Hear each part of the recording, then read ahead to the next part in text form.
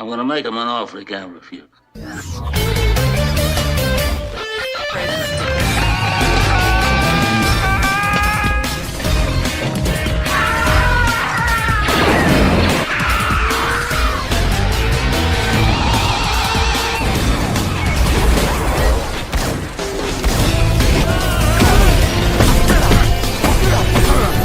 I'm not even supposed to be here today! Oh, fuck you!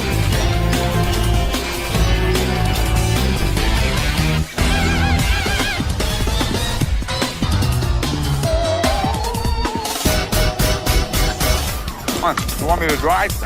You're supposed to be suicidal. Remember, I'll Anybody drive. a drive? Get in the car. Fuck me in the ass. Fuck you, you fucking stupid cunt.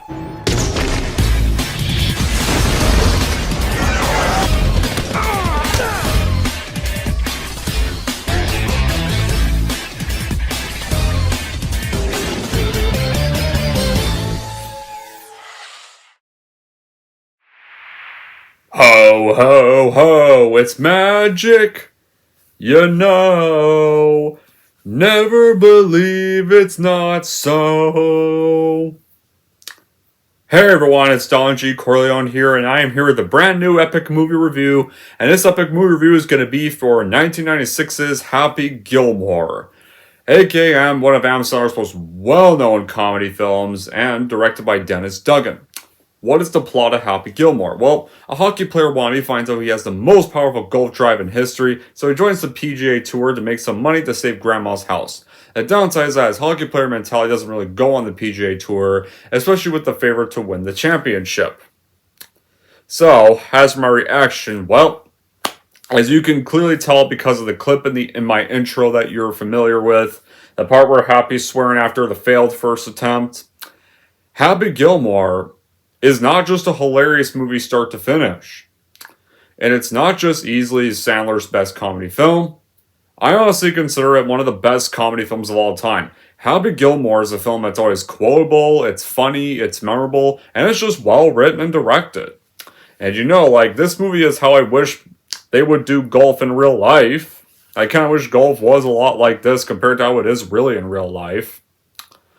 So, how was Happy Gilmore made? Well, the screenplay was written by Adam Sandler's writing partner, Tim Hallerilli, and it's their second feature collaboration after the previous they did Billy Madison the previous year before this had come out.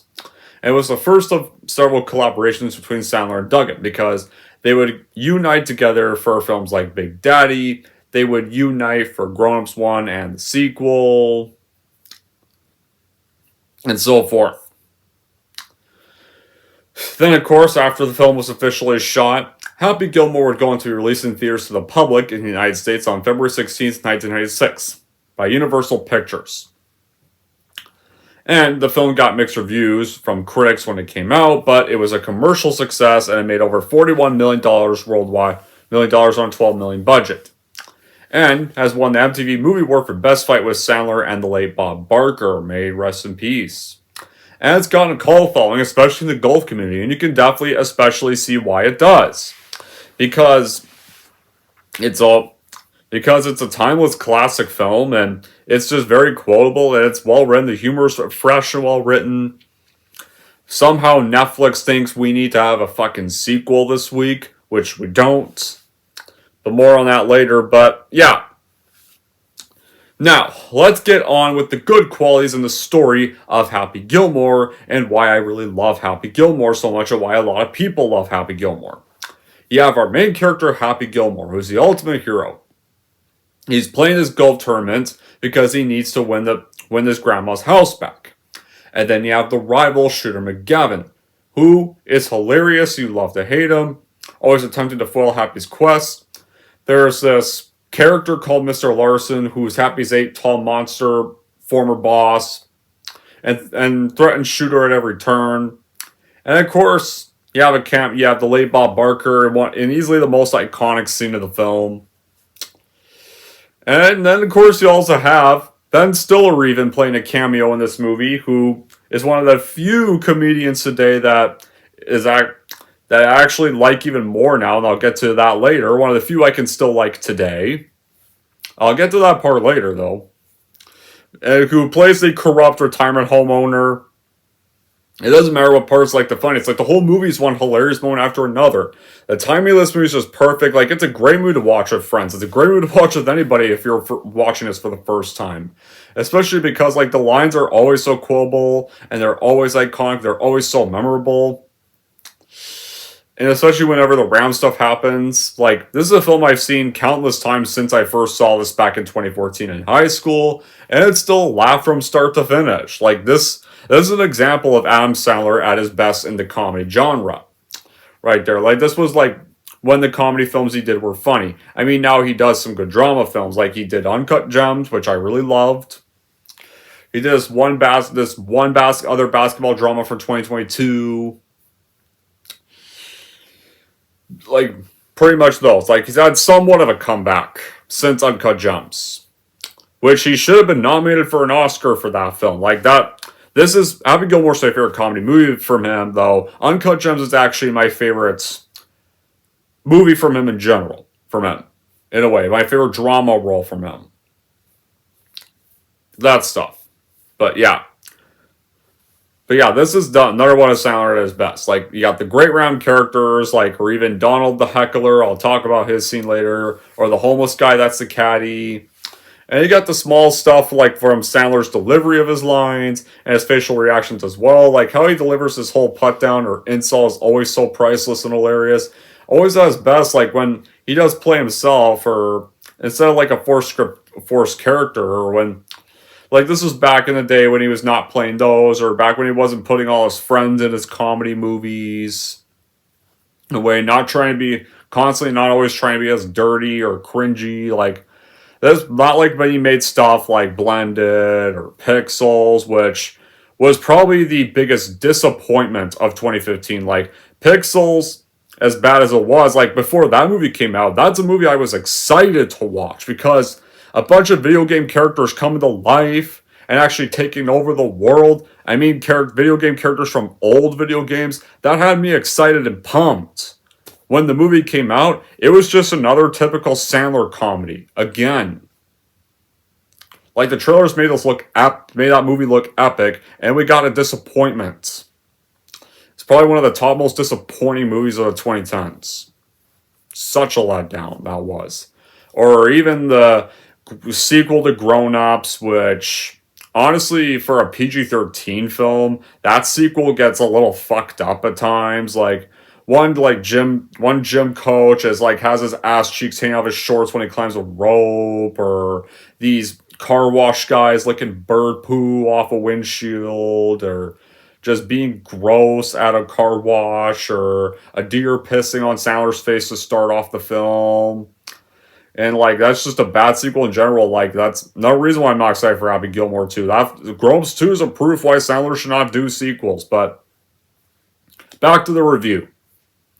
Like, now when you have this movie, Happy Gilmore, you have quite a few storylines to compel the audience. Where Happy Gilmore, the main character, has to deal with a bunch of stuff throughout the movie. First, he has to deal with Happy's grandmother that he's close to ever since his father had died at a hockey game. He's moved in with her ever since. She's going to lose her house. Happy has to get the house back to his grandmother. Then Happy meets his love interest, Virginia, played by Julie Bowen. And Happy does what it's going to take to win over her heart, especially because she's in charge of him to make sure he doesn't fail. Or he's going to be kicked out after the horrible first day on the tour. And then Happy has to overcome the antics of Shooter McGavin. And played wonderfully well by Christopher McDonald, who's been on a number of stuff I've liked. He voice acted in The Iron Giant. I loved him in that film. He made a cameo appearance in The Faculty, which I really liked that film. He was also the chief of the military guys in The Collection, the sequel to The Collector, and I also really loved that film. Along these other great goals, like, Happy has to deal with these amount of cool setbacks to keep the viewer on the edge of the seat. Like, nothing gets given much to Happy. Like, he needs to make everything happen himself for willingness and devotion to the tasks. And with these storylines, Dennis Duggan, the director, really hits the jackpot. Like this is a perfect plot. A man seeking to find the money to buy his grandma's house back. Like these storylines could have gone through a or not original thing that they were not done in the right hands, but Dennis Dugan really does dress the plot well, and the story's into this adventure that was just never really seen in comedy around the time this was released. So, how does this movie start off? So, Happy Gilmore, ever since he was a kid, and his father introduced him to hockey, he's always dreamed to be a hockey player. And we see some narration on this time with the music down, down, down, down, down, down, down, down, or it's playing in the background as there's this video clips of his childhood, and his father's introduced him to hockey. He takes him a few hockey games, but he got divorced because his wife was not hooked on hockey at all. And then one night, when he was filming Happy's little face at the hockey game, a puck hit him in the head and he died from that. And so Happy Gilmore had to go live with his grandmother, who is a big fan of Kiss, and they were very well close. Who made the actress for the grandma rest in peace. I forgot her name, but may she rest in peace. Like, I remember she played that old lady that Jerry stole the rye bread from in Seinfeld. You remember that? Remember the Seinfeld episode of The Rye when Jerry had to get this rye bread and he stole it from an old lady? Like, get off the bread, you old pig. You know, remember that episode? That's the lady. It's the lady from Seinfeld. Yeah, she plays the grandma. She played the grandma in this film, and they had a very close relationship. And they actually had a very close relationship. And I really like the narration of this bit right there. And then some more pass or whatever.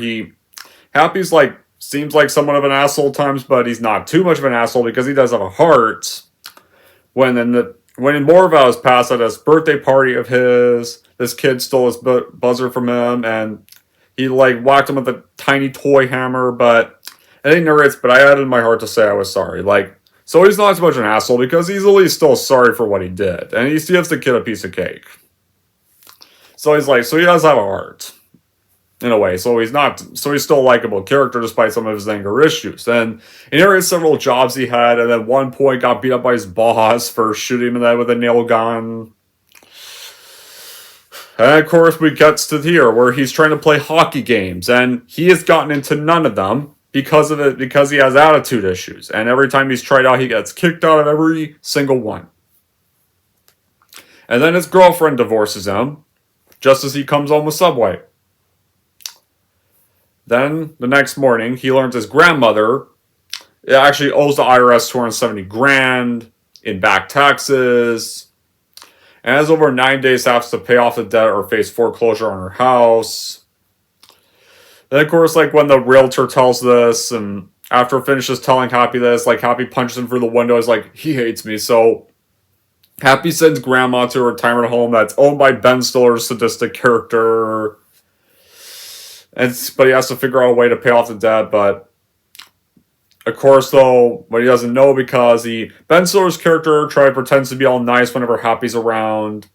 Whenever he's not around, he'll act immediately mean to all the residents because they mistreat him. They have to work in a sweatshop, and immediately exposes his true colors, like once Happy leaves.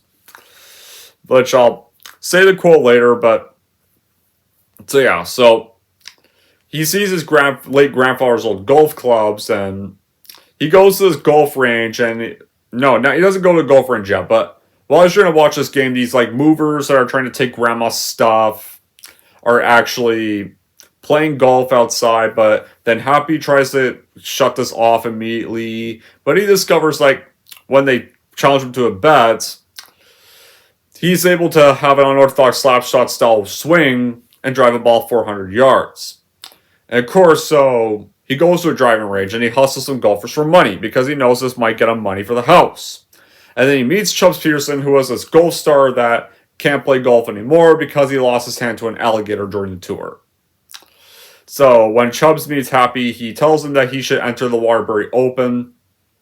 And the winner is going to get a spot on the PGA Tour and a cash reward. So the reason Happy enters this is because he wants the money for his grandma's house. So Happy agrees, although he didn't want to at first. Like, at first he was trying to go play hockey, and you get the scene where he goes to the batting cages without a helmet and lets the balls hit him.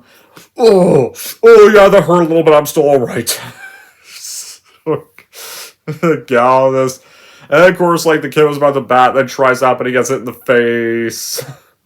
So, he goes to the open, and once again, he does what when he gets assigned a caddy, like, first, like, hey, where are you going? Well, he attacks the caddy. Well, easy, Mr. Gilmore, I'm your caddy. I'm sorry, like, but I want whole angels. They're my late grandfather. So, in a way, like, at least he still kind of honors his late grandfather's stuff, and at least did apologize to the caddy, to the younger caddy guy when he actually am. And this is where he meets Shooter McGavin in Virginia, and you find out, obviously know already, Shooter McGavin's gonna be like the big bad guy of the film. Because at first, like, he sends Virginia away when she meets him to go grab him a Diet Pepsi. And so, he went so happy after a little while, after a little montage scenes, wins the open. And even one part in the montage, he dives in, his ball goes in the water, and Happy dives in to go get the ball. And Chubb's like, just pulls the ball out of the water. And so, he wins the open. Chubbs doesn't want him to go to the open yet. No, Tubbs doesn't want him to go to the PJ Tour yet and maybe get a little practice, but Happy knows he needs to go right away so he can get the money for his grandma's house. And so he gets to the tour, and Happy knows he needs to have his own caddy. So he hires this homeless man named Otto to be his caddy for him. And, like, yeah, this is kind of how the story's starting off, in a way. Like, it starts tremendously with the opening narration to set up the main character and the story of the film and the circumstances. And the soundtrack is brilliant with all the songs and perfectly selected, like, Pilot's Magic even in the background after he wins the open. The characters are awesome. The good guys are all great. Like, the bad guys are also really great. The comedy in this is very hilarious, and you got the great circumstances and all the scenarios, and the storyline is very clever.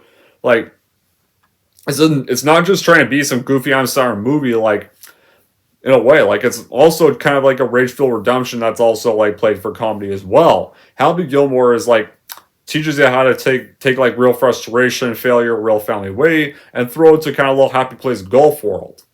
In kind of a way, like, Happy himself, like, he's very loud, he's impulsive, he's got anger issues, but he's a guy who loves fiercely and wants to make things right. Like, he really cares about his grandma, he wants to get his house. He really has good scenes with his grandma, like, it really, like, their chemistry feels very real.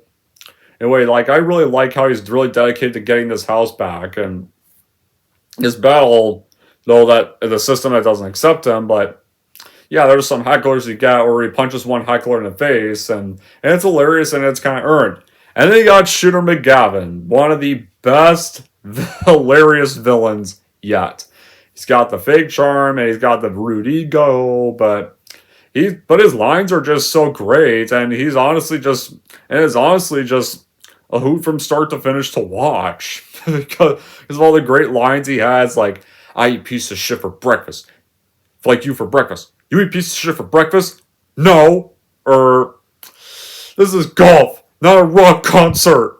Oh, good for Happy Gilmore, my God. Yeah.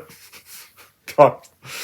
Or whenever he does that, every time he hits a goal, every time he does score a golf, right there, like, but you also do want to see him get his comp points, and it's cathartic when he does.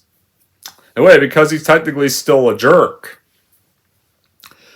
So, like, after a little while, like, so here's the thing. The first day of the tour does not go so well.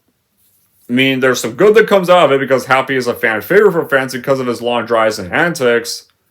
His drive is incredible, though his putting is really bad. And, of course, he has profane meltdowns and some lack of good behavior in golf. And the tour officials don't like this, and they want to kick him off, but the ratings have gone up now, so Virginia has to be in charge of him to make sure he stays or behaves himself, or he's going to be kicked off. And this scene is hilarious, like when Happy misses, fuck the shit, me in the ass, fuck you, stupid monkey, and all the bleeps on TV, like, man, I wish we had more outbursts on golf, like, If this was actually on golf TV, I would watch this. I would watch golf on TV if golfers actually did this. Or how about this? It's time to go home, ball. Oh, and he misses. Son of a bitch ball, why don't you just go home? That's your home. Are you too good for your home? Answer me. Suck my white ass ball. And throws a flag at the TV broadcaster. He's still swearing a storm away on TV in the background. Like when Virginia and the owner of the tours are arguing to kick him off. But so yeah, for one day when he's having a fallout with Shooter, Virginia tells him that he needs to behave. He can't swear. He can't hit players. He can't throw clubs. He has to improve his performance while still having fun on the sports. And so eventually Happy does do that as the next kind of like few tours go on. It's this montage and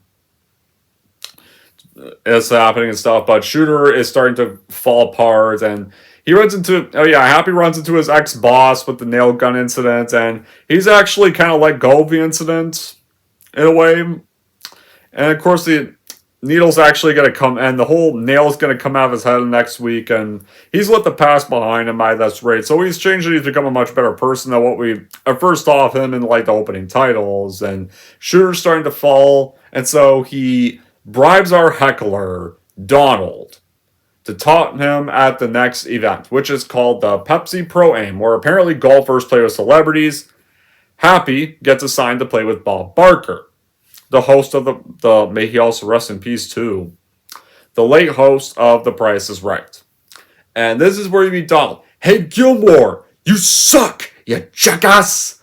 Or, the jackass guy.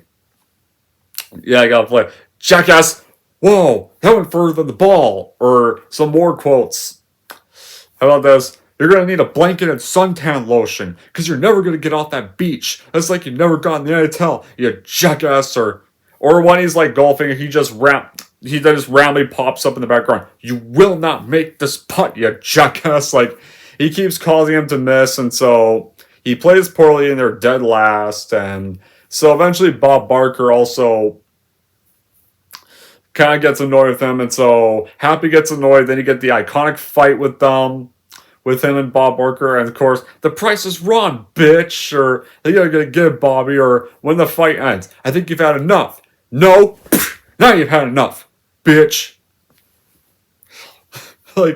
So this gets Happy Gilmore fined of $25,000 and is suspended for 1 month, but Shooter's not happy about this because he wanted Gilmore off the event, not suspended.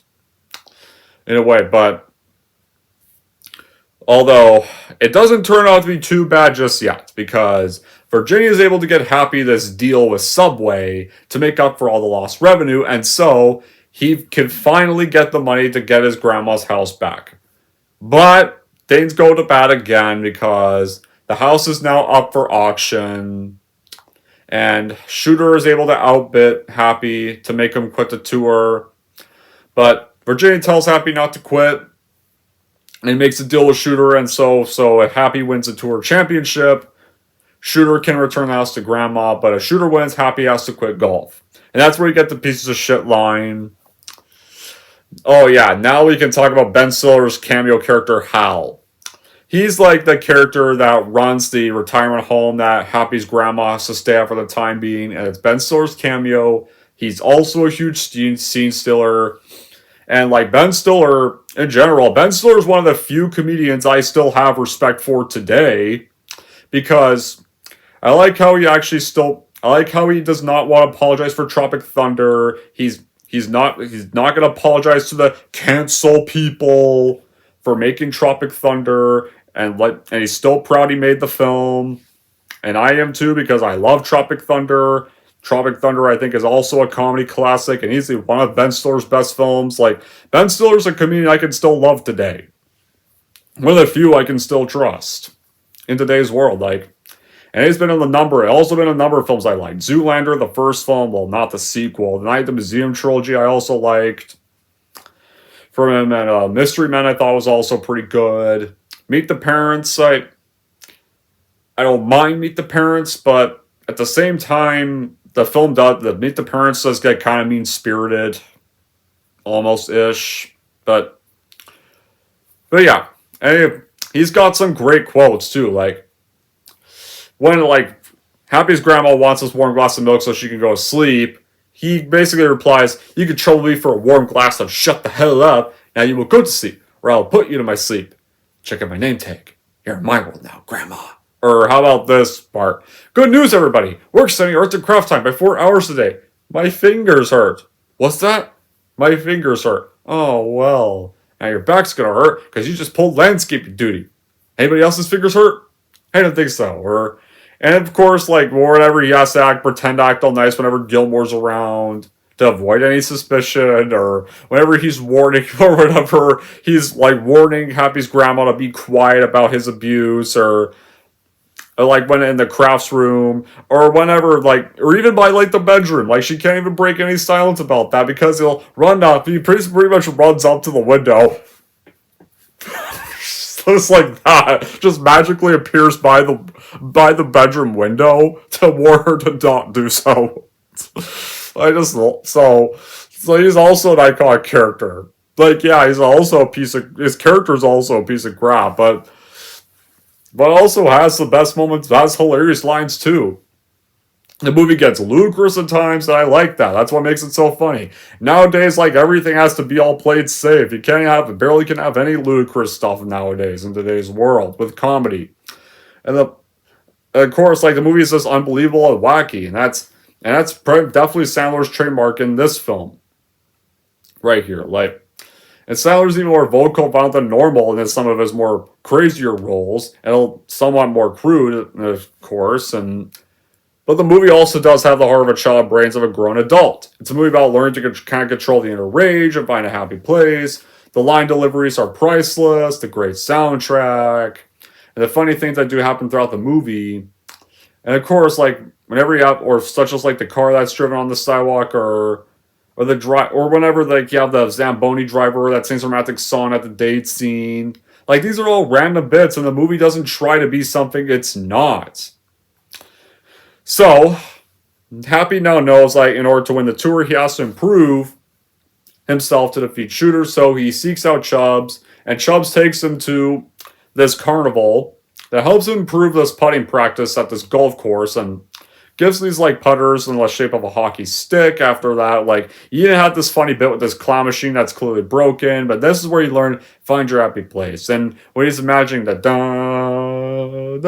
the miniature cowboy riding around, or the beer carton in the bed, and then after that, he gets the putter that's shaped like a hockey stick, and Happy then presents Chubbs the head of the alligator that, oh yeah, he at one point finds the head of the alligator. No, at one point he finds the alligator that took Chubbs' hand and he kills it.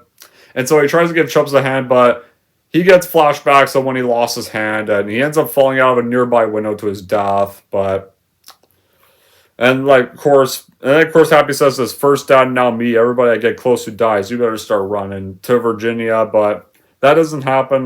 But she doesn't do that. And then Happy gets paired with Shooter for the tour championship.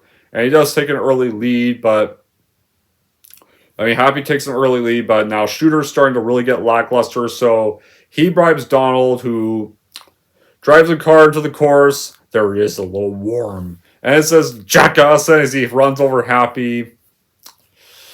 And of course, Shooter then takes the lead, but Happy starts to falter first, but then Grandma shows up, tells him, "I don't care about the house, I just want you to be happy." So this finally gets Happy the courage again, and he starts to finally pick up the pace again. So, yeah, like, it's directed at a film that anyone that enjoys sports like golf, and it puts its own spin on it. And even now, some people say it's not really a family-friendly film, but to me it kind of is a family-friendly film. I think it personally is. Like, the PG-13 jokes aren't really that bad. They're not too bad, so it is a family-friendly film in my eyes. Like, and Dennis Duncan does a great job adding creative twists to different scenes, and having, like, the cast the ability to execute these in a perfect way possible. Like, and you do get product placement throughout the film, because, well, then again, it's a golf, it's a sports movie, you gotta have some product placement. You got product placement for Subway, which I love Subway, product placement for Pepsi. Like, the arena where Happy tries out this hockey team has Pepsi clocks, and Happy brings Subway home to his girlfriend, or when Shooter asks for Diet Pepsi, or Happy Gilmore teams up with Bob Barker on the Pepsi Pro-Am where you play golf with celebrities, gets $50,000 from doing a Subway commercial, gets free Subway for life, and Subway logos all over the tournament championship course.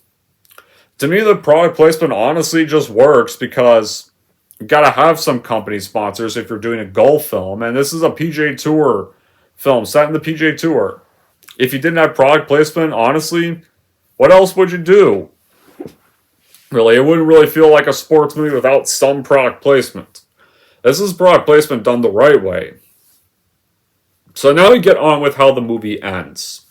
So, at the 18th and final hole, Shooter's then tee shot lands in the crowd, and of course, he has to play it off Happy's ex-boss's foot, and after this bet, Mr. Larson says, "You could count on me and you in the parking lot." And this freaks out Shooter, but he's able to save par with a lawn putt.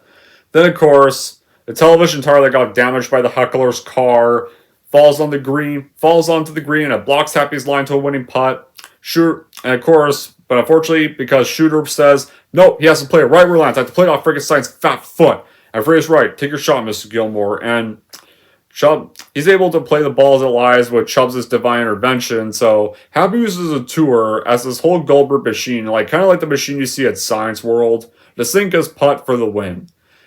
And he wins the game. And Shooter is enraged because throughout the film, he wanted this thing called a gold jacket that you win whenever you win the tour. And Shooter tries to steal Happy's gold jacket, but a mob of fans that are led by Larson chase him and they beat him up off screen. And you hear him get beat up off screen as you see the fans chasing after him. And Shooter's defeated. But for some weird reason, apparently he's seemed perfectly fine condition, apparently coming back in the sequel. But so they go back to Grandma's house because Grandma has her house back, and so Happy celebrated Virginia, Grandma, and Otto, and they're toasting to Chubbs, and Happy sees a vision of Chubbs and the alligator. He has his hand back, and you even see a spirit of Abraham Lincoln, and they wave to him from the heavens above. And Grandma asks him, "Who are you waving to?" "No one." "Come on, let's go home." And then, of course, when they're walking inside the house, it says, "The end." Because that's the end of the story. The end of the movie. It was the ending. That's how Happy Gilmore ends. Well, and that's how it beautifully ended. Well, it was supposed to end there, but Netflix, and Happy Madison thought, hey, let's make a sequel because that's what the people really want. No, we don't. I don't. Especially not that damn fucking late. I just seen trailer. You saw my reaction to the sequel teaser, and I saw the trailer. I saw the trailer for the sequel, and the sequel just looks awful. But this movie does end there. Happy finally has a sport he can be good at, like golf in a way. He's finally able to accomplish being golf. He got Grandma her house back, is engaged to Virginia, and Otto, I guess, now does have a home there. Can live somewhere now. That's the end of the movie. The end of this great comedy. Now, do I have any bad qualities with Happy Gilmore? Well, apparently there's a deleted scene where Hal does get his comeuppance because apparently off-screen Grandma tells Happy about Hal and Gilmore punches him out a window. And apparently they took that out of the physical media version, and I don't know why they did. I think it really should have stayed in the movie in the first place. I think the scene's on YouTube, but it should have stayed in all versions. It should not just been for TV. It should have been on the DVD release too. It should have stayed in the film completely. The product placement might annoy some people that hate overcrammed product placement stuff in movies, but I live with it because it's a PGA Tour golf movie, so you gotta have some product placement in the film. But other than those, Happy Gilmore is a classic of the comedy genre, and this so needs to be watched by you if you haven't seen it yet. So in the end, Happy Gilmore is worth a watch and buy for your collection because this is such a classic film that easily one of Sandler's best works yet. Anyways, that's it for my epic review of Happy Gilmore. If you're wondering how to rank Happy Gilmore, here's how I'm going to rank this movie. So overall, if you are a Golf and Sandler fan, I would totally watch it by Happy Gilmore for your collection for sure, no doubt. If we're not going Happy Gilmore, I'm going to give Happy Gilmore a full-blown 10 out of 10.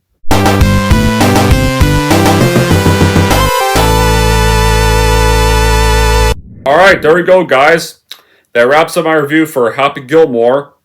Now I want to know in the comments down below what you guys think about Happy Gilmore, whether you love this movie as much or whether you just normally like this movie. But until then, guys, that'll be it for this epic movie review. Thank you all for watching. If you like this and want to see more, don't forget to like, subscribe to Don G. Corleone.